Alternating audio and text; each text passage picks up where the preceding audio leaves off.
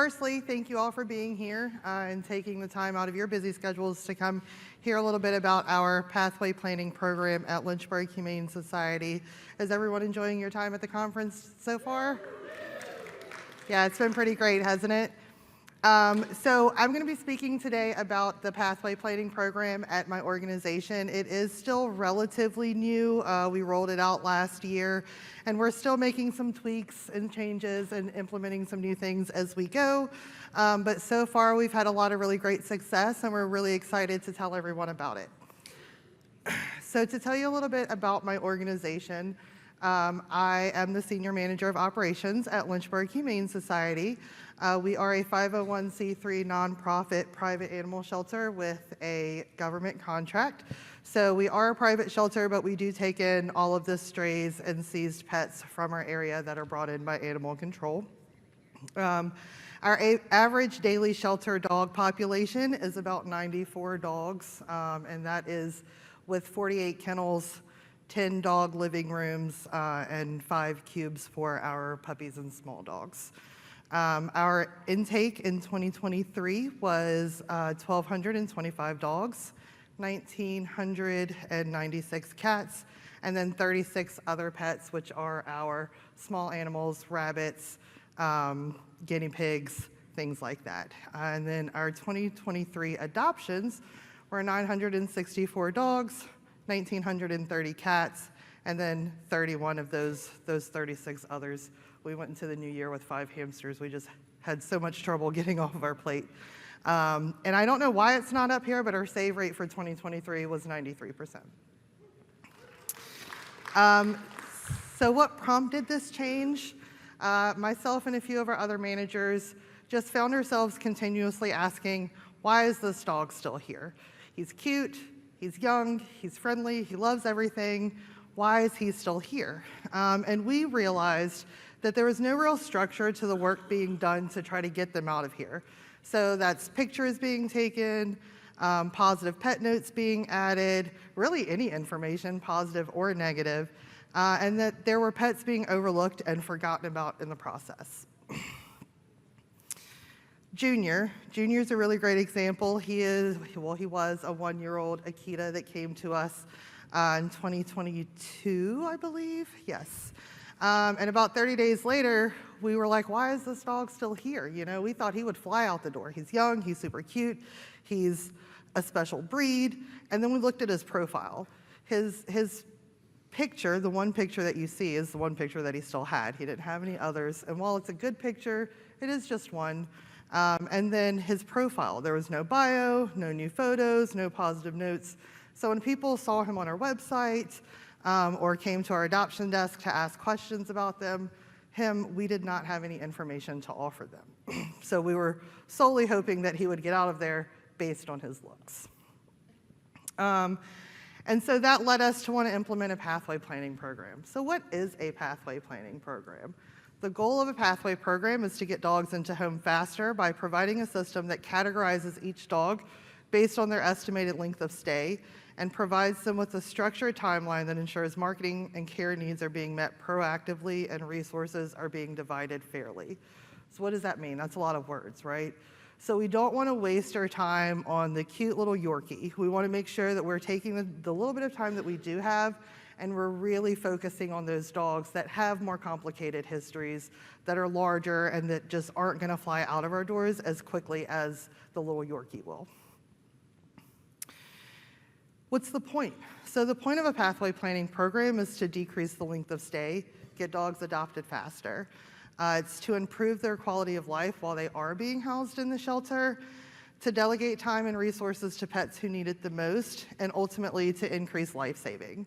It is not to increase the workload, increase the stress, or increase the time that the staff is spending doing these things. If those are the things that are happening, then we're doing this all wrong. So whose responsibility is it? It sounds like a big upheaval, but luckily, everyone is involved. We have our medical team, our pet care team, our adoptions team, our foster team, our behavior team. Everyone has a role in our pathway planning program. We all interact with the dogs. We all get to know the dogs. We can all help those dogs get out of there. And then how do pathways work? So when a dog comes into our shelter, they almost immediately receive a score. If they are a stray, we obviously don't have any historical information on them, so we do take that stray hold, that 5 or 10 day period, to get to know them more so that we can score them better based on the dog that we do get to know. But those that are surrendered to us, that come in with historical information, how they do in the home, their needs, their likes, their dislikes, we're able to go ahead and score them almost immediately upon intake. That score that they receive puts them into a specific pathway level. So we have level 1, level 2, and level 3. And then those levels, level 1s are the easy dogs, the Maples up there, right? The cute little dachshund mix puppy. We don't really need to do much to help Maple get out of there. Maple can do that on her own. Level 2s are those that might take a little more time and effort, but we don't really anticipate to be there too extraordinarily long. So Ducky, for example, Ducky's really cute. He had a husky parent, which our community really loves the huskies, so that worked in his favor. He was only about 11 months old at the time, so that also kind of worked in his favor. The things that didn't work in his favor that made him a level 2 were his size. He's a big dog. Those are already harder to get out of there, right? And then also, he come from a home where he was part of a litter of puppies that the owner had kept. All of the puppies, kept them in a room together, so he was an 11-month-old puppy with absolutely no training. And then Dobby here, he lived his entire life outside, chained to a tree. So he was not the most excited to meet new friends and to learn all of the things that we had to offer him when he came into the shelter. So it took us quite a while to get Dobby to open up to us and to trust us. And he's still weary with meeting new people, so we know that that's, he's old, he's big, and he's not the most excited. So he's a level 3 dog. We anticipate him to be with us a lot longer than the Maples and the Duckies. Maple has been adopted, Ducky has been adopted, Dobby is still with us. So before we just rolled this out, we decided to pilot just one level to make sure that what we were picturing could work would work, and we wanted to make it easy for our staff. We didn't want to just jump right into the level 3s, albeit this program is really mainly for those guys. So we decided to pilot the level 1s, the ones that really didn't need that much help, but to see if we could get them out just a little bit faster than they were doing on their own. Ahead of our pilot, we prepared our materials, so we created a protocol. We created a scoring rubric that would determine the level pathway that each of these dogs were put onto. We created the level 1 task list, which is broken down, you'll see a little later in a few slides, into day segments. So like by day 10, they have to have these certain tasks done. We also created a tracking sheet so that we could make sure that we are keeping track of when tasks are due for specific dogs, when they're overdue, what we're doing really great at, and what we're lacking at and need to put a little more emphasis on. We created a staff handout that just went over what is a pilot program and what is a pathway program, and kind of tying those in together so that they really had the full idea of what they were getting into. And then we also created a Google survey for our staff to fill out to give us feedback. Did it seem like it was harder for them? Did they see it really working? Did they have ideas that they wanted to include in this program? Really, any feedback that they had was welcome, positive, negative, anything that they wanted to give us was appreciated. But ahead of the pilot, myself and the other managers that helped build this program tried to catch up our level 1 dogs. We didn't want to just start on a blank slate completely. We wanted to give our staff a little bit of boost to kind of pick up from where they were at in their current length of stays. And then we met with the staff. So we had this big all-staff meeting where we all came together.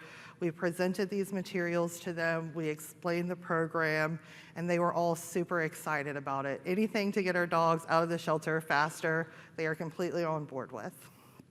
And then we set the date. So we decided to pilot the level 1 part of our pathway program through the entire month of June last year. So we started on June 1st and we ended that pilot on June the 30th. And then from there, we just decided to involve pathways in everything we did. Conversations we were having, answers to questions, time management, all of that stuff. And we did not allow our staff to set it down or forget about it. We, as the managers and the creators of the programs, had to make it a large part of our day-to-day if we expected our staff to do the same. This is our scoring rubric. I know the writing's probably really teeny to you guys in the audience, but don't worry, this will be included with the QR code that's at the end of this presentation, and it should as well be in the resources that you guys have for this presentation. But to just guide you through this a little bit, this breaks down the scores that our dogs receive for whatever information it is on their profile that we can use to score them. So that's things like their age. We know that the puppies are going to get adopted a lot quicker than the senior dogs. So the puppies are scored a lot less than the senior dogs. That being said, I think it's 6 months and under, get a 0, 8 years and older, get a 3. We also decided to score them based on their size because we know that the little dogs don't need as much help as the big dogs. So any dog that's less than 25 pounds, regardless of the rest of their behavior, is automatically a level 1. Our community loves the little guys, regardless of how happy or angry they are, and they usually don't need a lot of help to get out of there. From there, we went into the more behavioral aspect of it. So if they have a bite history, there's a score category for that. There's a score category for how they do interacting with new people. There's a score category for how they do interacting with other dogs. There's a score category for in-home behaviors that are maybe not the most desirable. So if they're not quite housebroken, they like to tear up your pillows, things like that, we'll get them a couple of points. In the absence of information, so for example, we have a stray dog that we don't know anything about how it does in the home, how it does with other dogs. In the absence of negative information, we assume it to be a positive, and we don't want to punish them just because we don't have that information. And a lot of times our community is willing to take a risk without the information and kind of find out how it goes. This is a picture of our tracking sheet. So this is just the tab for level 1. So for our level 1 dogs, they're all listed here. Their names are linked to their Shelter Love profiles. Does anyone in here use Shelter Love? We love Shelter Love. So that makes it easy for us to go from tracking sheet to profile so that we can look and see, hey, this dog is overdue for photos. We go to the profile, oh look, they actually do have the photos. It just hasn't been updated on the tracking sheet. So it really just kind of streamlines that process of keeping up with it. Don't pay attention to our delayed tasks. We're struggling a little bit right now.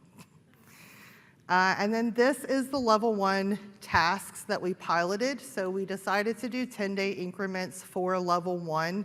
So every 10 days, there's a certain list of tasks that we expect each dog to have completed.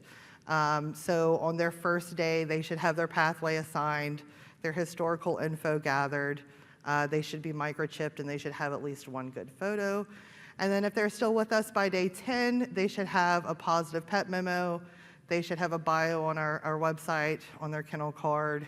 They should have 2 additional photos added to their profile, and then volunteer approved with a walk category assigned. We have a wonderful volunteer program, and our community loves to come help walk our dogs. And our level 1 dogs are usually the easiest to categorize for them to walk. What we learned from the 30 days of piloting our level 1s. So on June 1st, our average length of stay for the level 1 dogs that we had in care at the time was 30 days. We started the month with 28 level 1 dogs in care. During the month of June, we had 52 level 1 dogs adopted out. Sorry, that was 28 level 1 dogs that we had come in during the month of June, sorry. And then during that month, we had 52 level 1 dogs adopted out. At the end of that month, we ended with only 9 of them left in care, and our average length of stay for those dogs was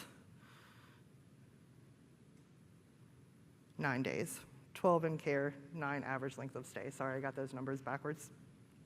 But tremendous success, right? We had almost all of our level 1 dogs adopted. And what we learned from that time is that change is difficult.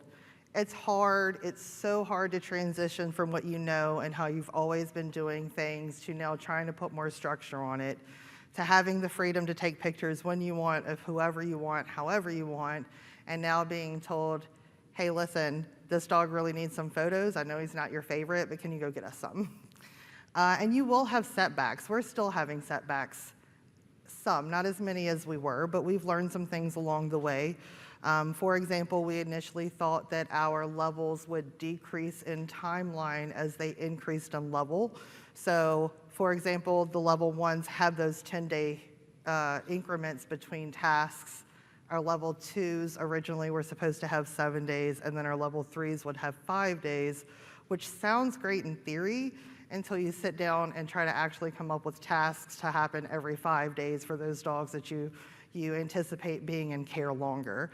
So we kind of had to step back from that idea, and we decided to just make them all 10-day increments and increase the aggressiveness of the tasks that were included in those timelines. So an example of that would be on day 10 for level 1s, they need to have 2 photos, whereas on day 10 for level 3s, they would need to have 4 photos. Communication and consistency are key because we have had to tweak this program a lot as we've gone. It's been so important for us to make sure that we are communicating each of those changes with our staff, giving them an opportunity to ask questions and offer feedback for each one of those steps in the process. And anything that can affect prioritizing pathways will, if you let it. So those can be things like staffing shortages, confusion, miscommunication, lack of time, all of those things. But ultimately, the time that you spend working your pets through your pathway program is an investment in the time that it will save you later when they're out of there and into homes. Sometimes staff will need a reminder of why pathways are important, and sometimes you may get discouraged. And that's pretty normal for any kind of program implementation, right? You gotta keep rolling with the punches. You've gotta stick it out. You can't lay it down when you have those discouraging moments. You've gotta push through those, and I promise you, you will be rewarded on the other side when you do. We also learned that the effort we're putting towards working our dogs through their pathway program has a direct impact on their length of stay. So as long as we are holding an importance to this program and we are doing all of the things that we can do to get these dogs out of here, it works and it does get them into homes. But if we set that down and we start slacking on it and we're not keeping up with those tasks the way that we should be or the way that we want to be, then we see those length of stays increase and we see those dogs stay with us a little longer. Any one of you guys are able to have a successful pathway planning program. The greatest thing about this program, aside from it getting pets into homes faster, of course, is that it is completely moldable to your organization.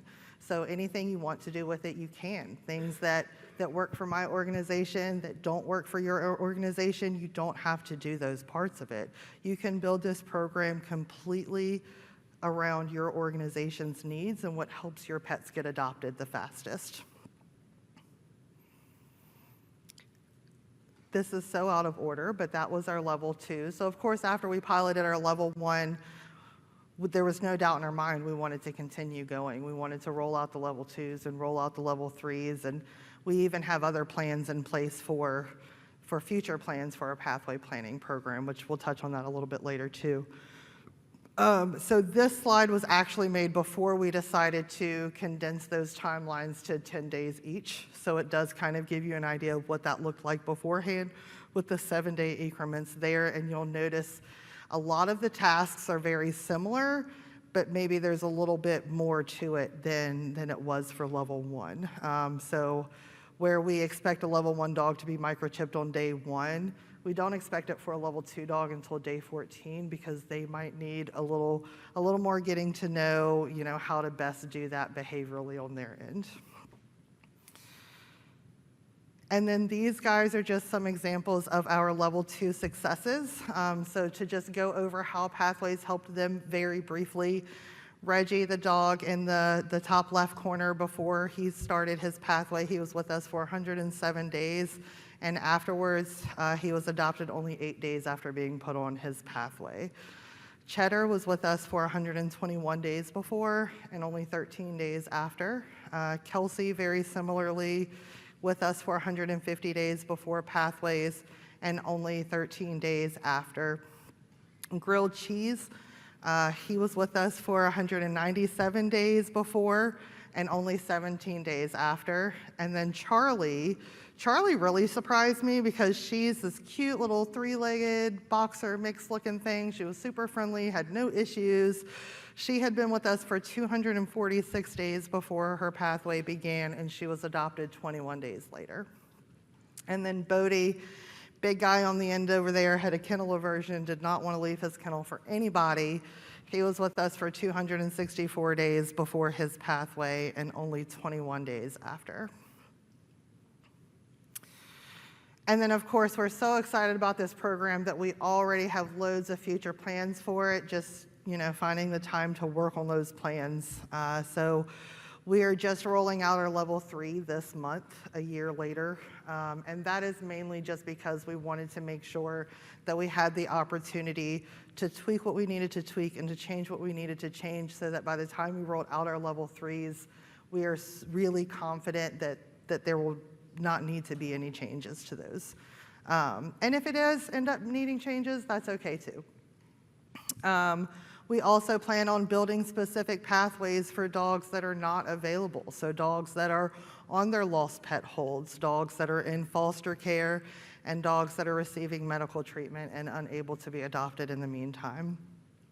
An enrichment program built into our levels so that we are offering more enrichment to those level 3 dogs that might have higher drives and we know are going to be in the shelter longer.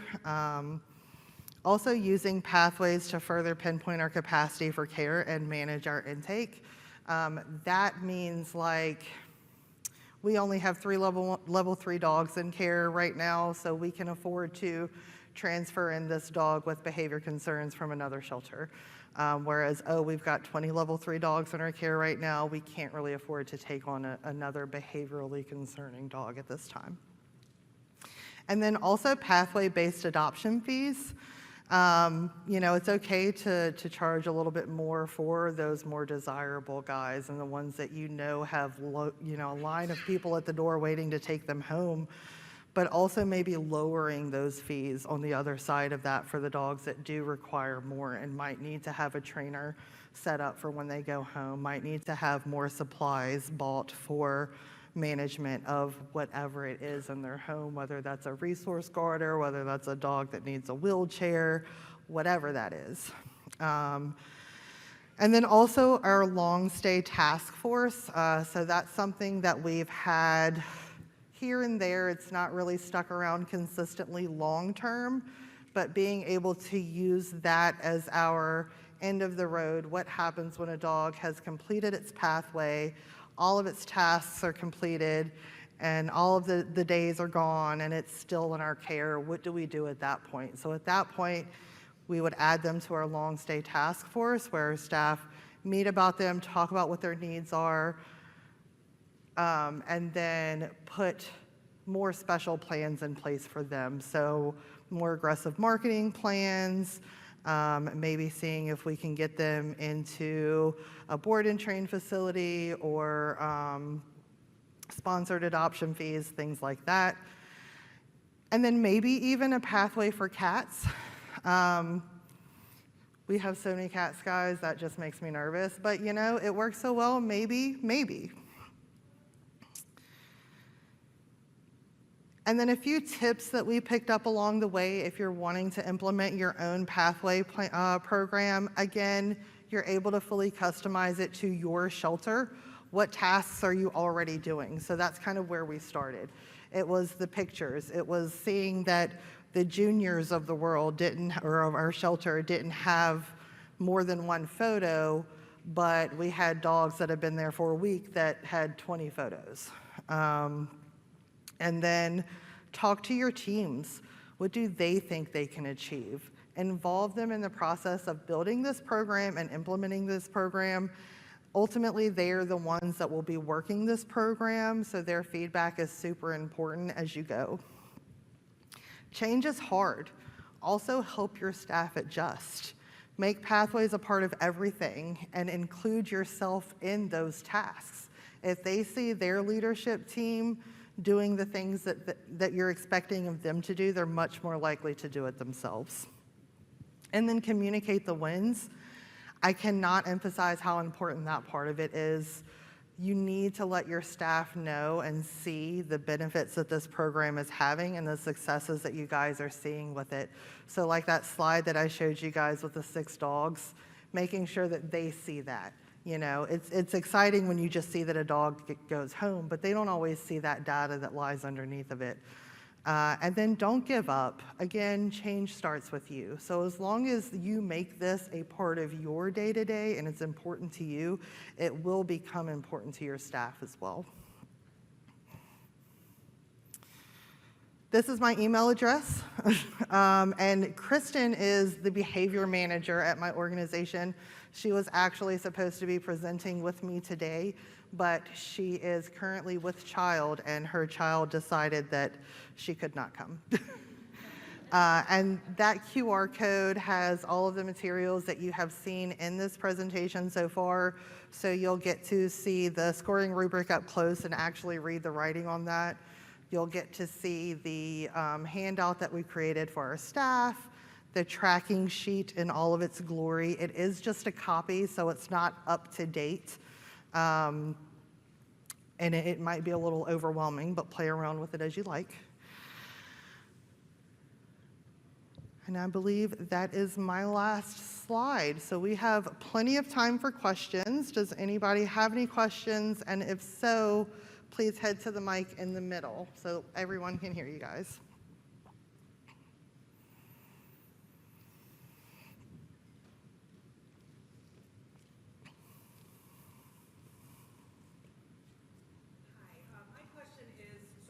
Comes in and clearly, is a microphone on it? Okay. My question is when a dog comes in and clearly has some seemingly significant behavior issues, is there another pathway, or is it always level 3 and trying to work through that? For right now, it's always level 3. We don't have, I guess the level 3s are kind of our more significant behavior concern dogs. And it is very similar, their pathways are very similar to level 1s and level 2s in terms of tasks. I didn't include a slide in there because I wasn't quite sure if we were ready to use it, but they do have some additional things that we wouldn't necessarily do for level 1s or level 2s on their pathways. So we create special kennel cards with QR codes that visitors can scan that take them to some good videos or that information that they would see on the website, so that they're seeing more than just a dog with a iffy kennel reaction. We also have some other kennel signage that we use. We might use them in, in our banners for our adoption specials, just calling around to pizza places, seeing if they'll let us put flyers on pizza boxes for those guys, just kind of thinking outside of the normal box for them, more so than we do for level 1s and level 2s. Thank you. When you're looking at your intake process, the day one, filling out the rubric, what does that look like in terms of your whole team hands on deck for that behavior analysis? So we actually were able to create a single staff position in our organization. So we have someone whose title is Pathway Planning and Logistics Coordinator. They do some other stuff outside of just pathway planning, but they're responsible for adding them to the tracking sheet, doing those scores, and then communicating to staff when tasks are coming up, when they're due, and when they're delayed or overdue. Gotcha, thank you. Did you see a decrease in length of stay with your new intakes versus the ones that were already in your care? Yeah, definitely new intakes as well. So those that came in during the month of June, all but I don't have it on there, but I think 6 of the 12 that were left at the end of the month were there when we started, and 6 of them came in throughout the month. The rest of them that came in throughout were adopted. What were some of the biggest complications you guys ran into as you were implementing each level of the process? Definitely keeping the staff, keeping it important to the staff. So making sure that they are putting as much effort into it that we're hoping that they would. It's really easy for staff in any shelter to just not have the time. But the tasks that we're asking for the most part, are things like photos, things like sharing information that you're learning about these dogs.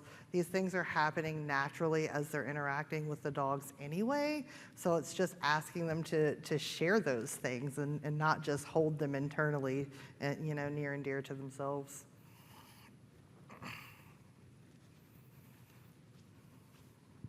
That was actually pretty close to my question, but are your kennel technicians the ones doing these photos, or is it like a special position? And then also, do you use volunteers at all? Yeah, so usually photos are happening just out on normal dog walks. We do ask that all of our dogs get out of the shelter and walked at least once a day, and that is an all hands on deck task. So our adoption staff pitch in dog walks, our medical staff helps with dog walks, our administration staff helps with dog walks, and anybody, if Cooper needs photos and you're walking Cooper because you're Cooper's friend, just grab some photos, and definitely volunteers as well.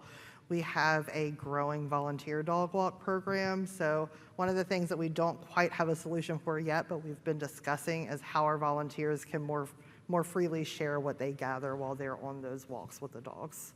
Awesome. Thank you. To add off of that just a little more too, we use Google Chat for organization communication. So we have a special room for pet photos and a special room for positive pet notes, where everybody just kind of shares it in one area. So I'm wondering, it can't be unique to my organization, but every once in a while we'll get a dog that comes in and we're like, that's a Pathway 1 dog. That dog's going to be out of here in 48 hours. And then it's 3 months later and the dog's still there. Do you guys change their pathway if they end up a length of stay and you didn't expect them to? Yeah, so towards the end of each level, we have like a rescore task, just especially for those dogs. We see the majority of our level 1 dogs being dogs that came in as strays with no information. And so, of course, the longer they're with us, the more information we learn about them, and they might not end up being level 1s by the time it's all said and done. So we do have a task at the end of each pathway that asks us to rescore them, and then if they are still determined to be a level 1 dog at the end of that, if they've completed all of their tasks, for right now they would join that long stay task force. We're currently discussing ways that we can just roll them over, and level 1's still here at the end of 30 days. They've done all their level 1 tasks. Now they're level 2, and kind of how that transition would look before they're just part of that long stay task force. Thank you. Yeah. How did your foster program potentially interfere with reaching all of those milestones? Like, did you ever deal with fosters getting back to you in a timely manner and making sure that all of those steps got completed if the dog was not on site? Yeah, definitely. So our foster program, historically, while it's been great to keep pets out of the shelter, it has also kind of left them in like an out of sight, out of mind kind of standpoint. They're in a home, we don't have to worry about it, so we don't need to try so hard to get them adopted. We also, in the course of the last year, have had our foster department management roll over twice. We lost all of our foster coordinators and recently had to restart. So we've had a lot of foster hiccups along the way, and we haven't really been able to hone in on what a successful pathway in foster would look like just yet. Got it, thanks.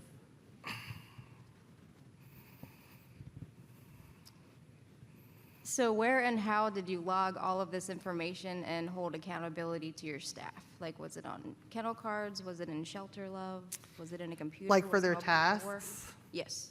So we update the tracking sheet daily. That person that we have, our pathway planning and logistics coordinator, she each day gets on there and she'll go to their profiles, see that they have the right amount of photos, the right amount of information. She follows up on all of those things, and if we need to hold staff accountable, then we address that all staff. We might have an all staff meeting to try to boost the encouragement, boost the morale. It's a really fun program, so we don't ever assume that any of your staff are not doing it just to be in compliant or because they don't want to. There's usually other barriers to those things happening, so they're really burnt out right now and feel like their workload's too much, and that's just an easy thing that they could cut. Or they were really confused on what that actually meant, and so we just needed to kind of clarify that with them. But in terms of like really having to hold them accountable from a disciplinary standpoint, we really haven't needed to do that because they've all been on board with it. If anything, we might just need to give them a little boost of encouragement. Thank you. Yeah.